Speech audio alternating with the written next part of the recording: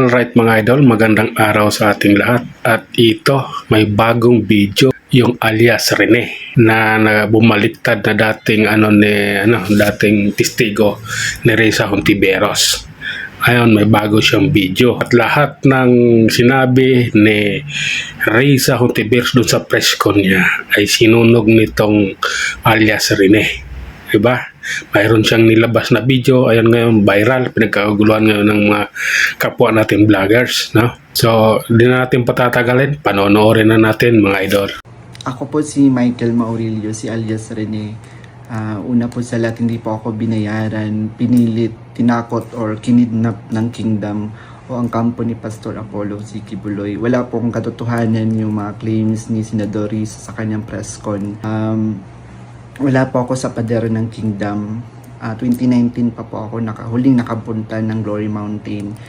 Ito lamang ay pamamaraan ni Senador Riza upang ako ay makuha ulit at patahimikin. Kusa po akong lumabas upang sabihin yung katotohanan. Handa po akong maglabas ng mga ebidensya, kaukulang ebidensya, papatunay na si Senador Riza ang pasimuno sa mga paninira kay Pastor Apollo Quiboloy. At handa po akong sa anumang mga legal na proseso. Senador Riza, hindi ako nag-text ng anuman sa'yo.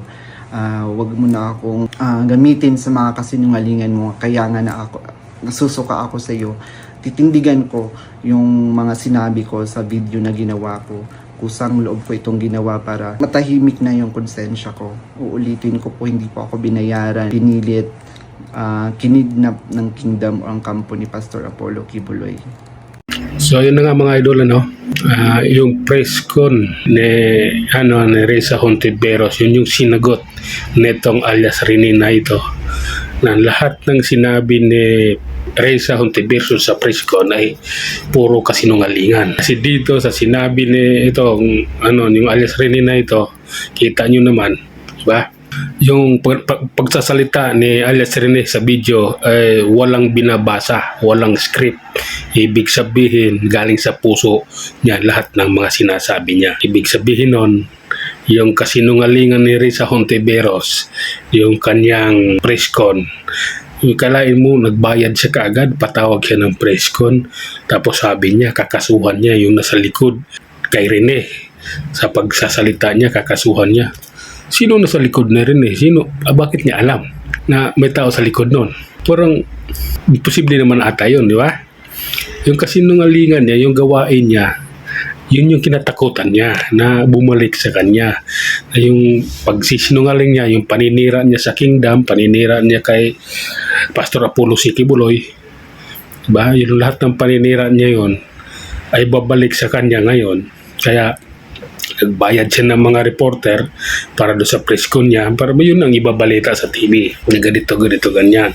E tayo ba naman, maniniwala na naman ba tayo sa TV, sa GMA, sa Channel 5, sa ABS-CBN? Alam naman natin yung mga yan, puro sinungaling yung mga yan magbabalita. Ngayon, dahil takot yan, magbalita ng katotohanan dahil baka matulad sila sa Isiminay na sinara, walang tinanggalan ng wala sa TV nga, lumalabas, sa online lang. Tapos, pag dumami na yung subscribers at saka followers, tinitik down yung YouTube channel, pati yung Facebook.